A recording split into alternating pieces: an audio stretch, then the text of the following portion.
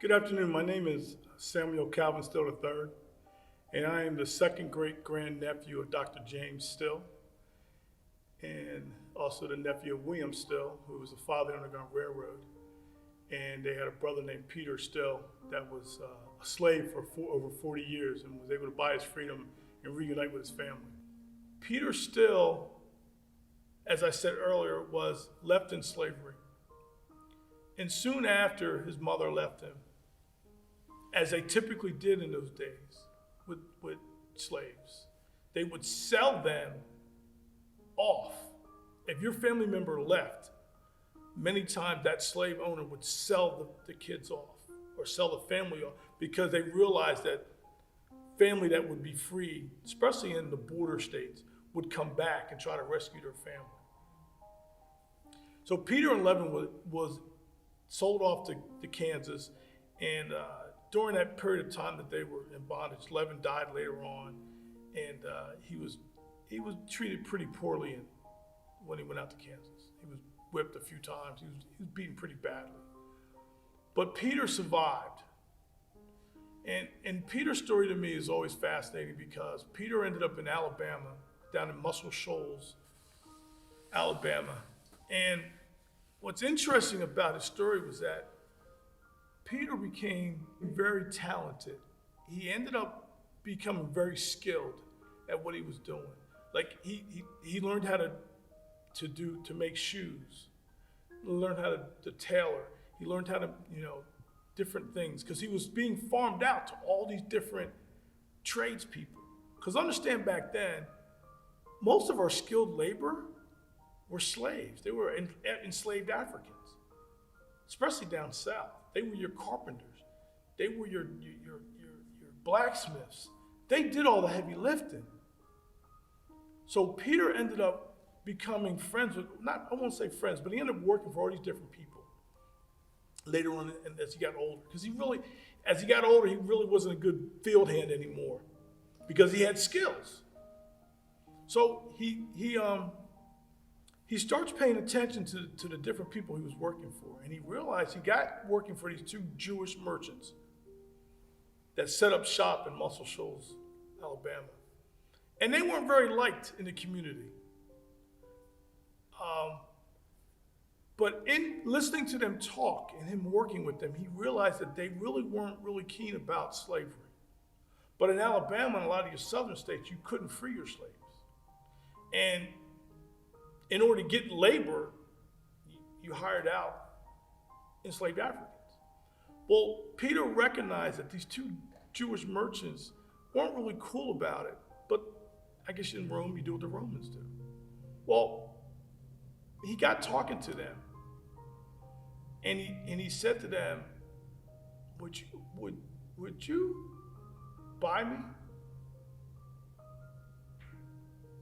If you could purchase me, because he worked out a deal with him, and they were like, yeah, Peter, we'll do it. And Peter was worried because a lot of times people would say things and go against what they said. And the other side of it is that Peter was able to go in and out of this town because he would mend people's shoes. He would get hand-me-downs from the whites in the area that would give him stuff they were throwing out. He'd fix it up, take it back to the plantations, and he would exchange that stuff for produce. And he would bring the produce back into town and he would sell it. So he was able to do this and make some money on the side, and that was okay on the weekends to do. He was able to do that. So when he got these two Jewish merchants, and he said to them, I think my owner might be okay with the price of $500. And they were like, okay, we'll approach them. So they were able to buy Peter. But what they didn't know, that Peter already had saved up like $300. So the night that they purchased them, he came into their office and said, here's $300 down on the $500 I owe you.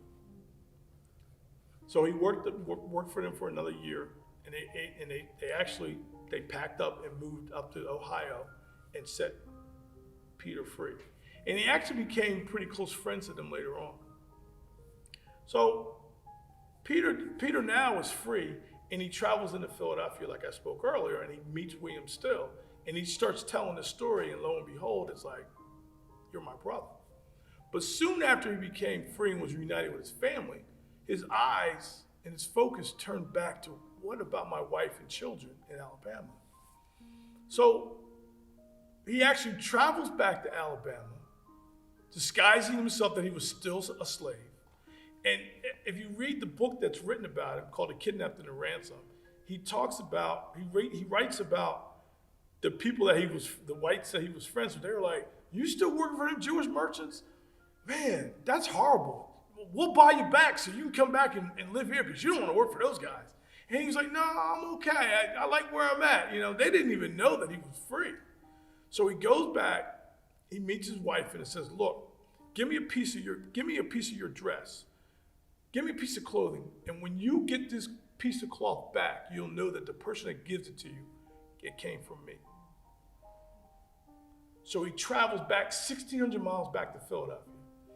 And lo and behold, there's this gentleman named Seth Conklin who says that I always kind of see him as an adventurer. Like he would just take on different things. He wasn't really an abolitionist. He really wasn't a military person. He read about Peter's story and he decided to say, hey, I'll help. What can I do? And they were like, okay. Him, Peter, Seth, and William got together. And the plan was that he would travel back down to Alabama.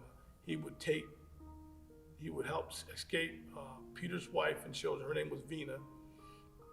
And he goes back to Alabama. He hands her this piece of cloth. And she recognizes it. So then he takes her.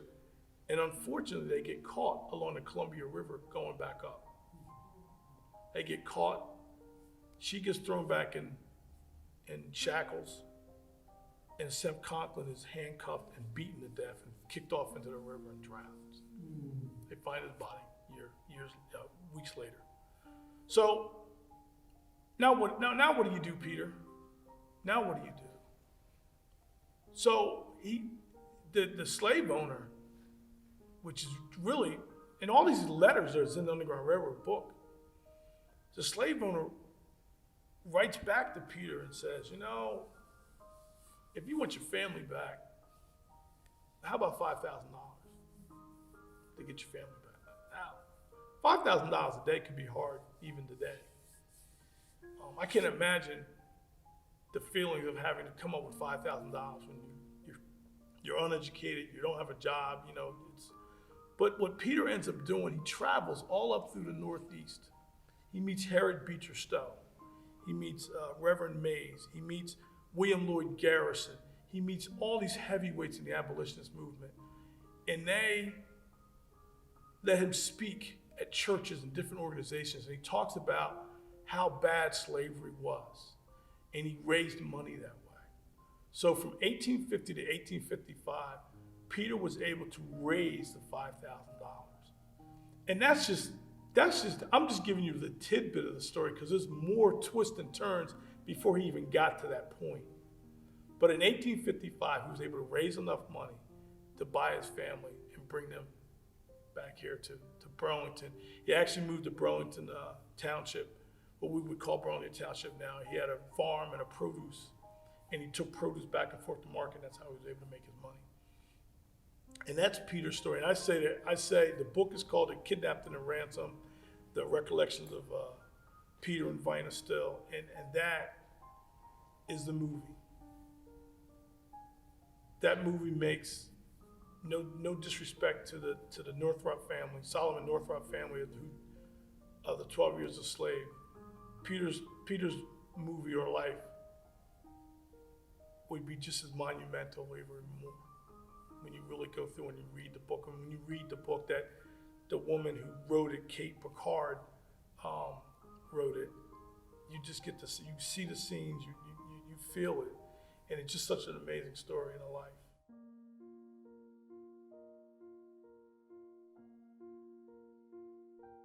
We really enjoyed your presentation, and I'm sure there's many of us that will want to know how we can trace back to our genealogy. How do we do that in easy steps? Well, I think it starts with, and this might sound cliche, but it starts with, almost nowadays, with Ancestry.com, because there's so much information on there.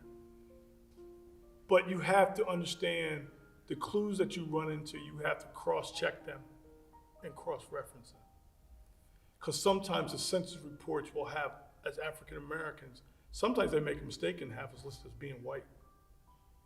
Or if we're mixed, mulatto. So you have to understand how to check that. Ancestry.com is a good starting place. But once you start getting into and trying to get an outline, you have to start getting into the real archives where you find the marriage certificates, death certificates. A lot of times on death certificates, they will say, died on this day, wife or spouse was this person, mother and father was this name, this person, born here. And once you get to those archives, then the other archives that as African Americans, because prior to the Civil War, we were property. The truth about it, we were property. So a lot of times, like my third great grandfather Levin, he was willed to a young man that became an orphan.